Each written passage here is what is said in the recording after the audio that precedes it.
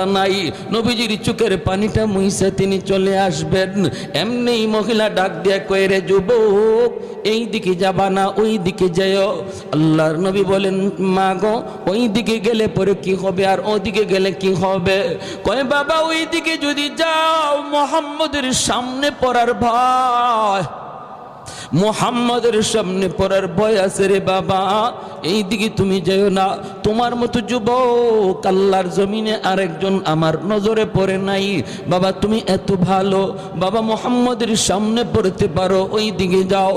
এইবার নবীজি চোখের পানিটা বইসা কয়, মা গো, মুহাম্মদ সম্পর্কে তোমার ধারণা কেমন?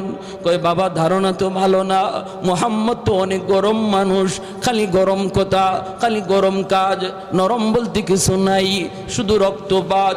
নবী তখন বলেন, মা গো, মুহাম্মদ সম্পর্কে তোমার এমন ধারণা,